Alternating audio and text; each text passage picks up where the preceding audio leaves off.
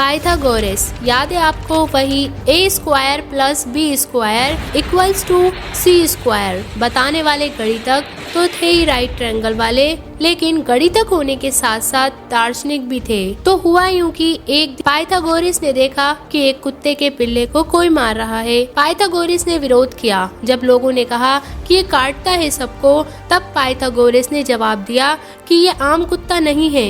इसकी चीख सुनकर मुझे एहसास हुआ कि इसमें मेरे दोस्त की आत्मा है।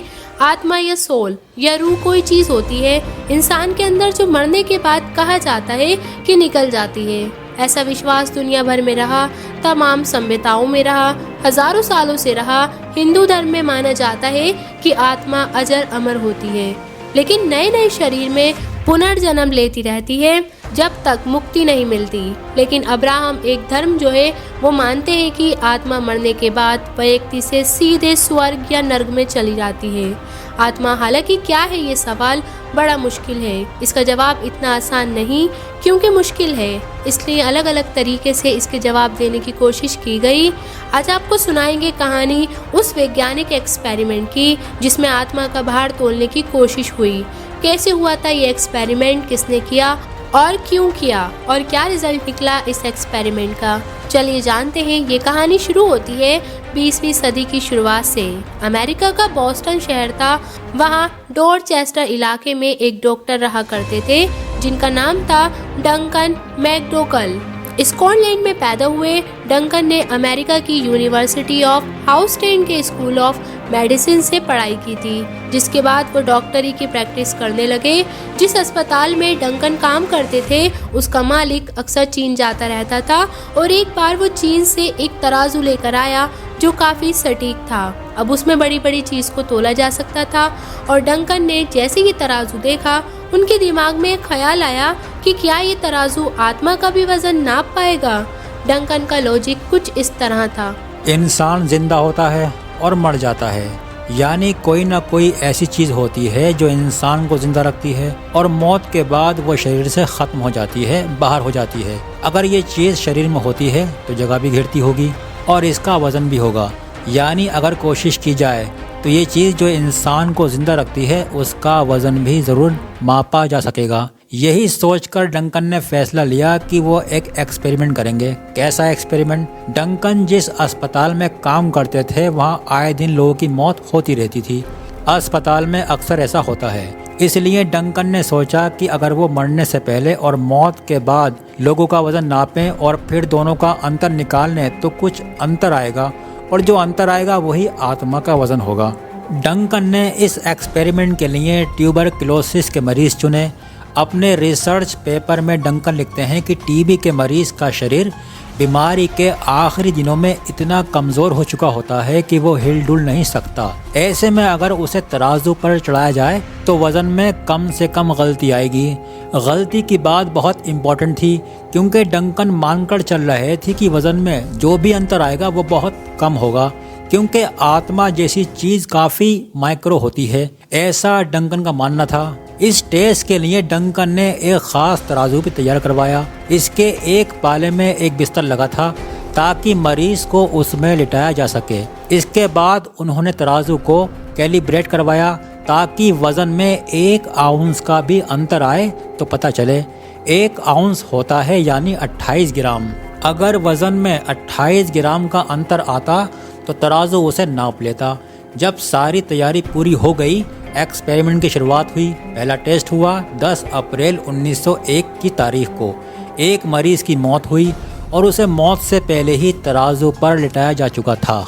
इस पूरे वाक़ये के दौरान डंकन वजन में आ रहे बदलाव को नोट करते रहे।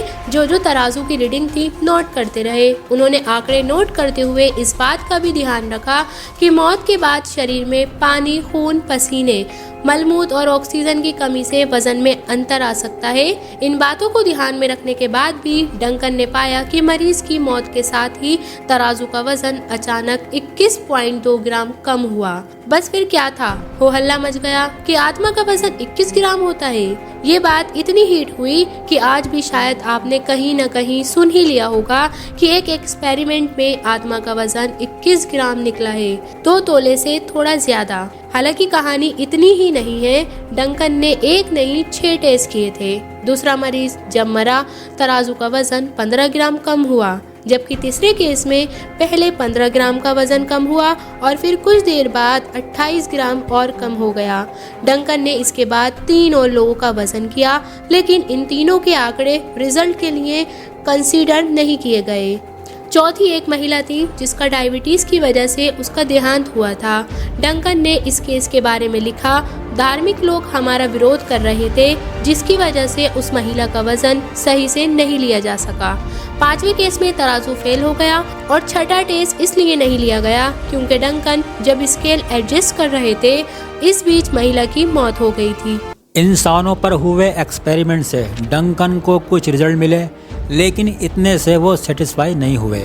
उन्होंने 15 कुत्तों पर भी ये परीक्षण दोहराया और पाया कि उनके वजन में कोई अंतर नहीं आया।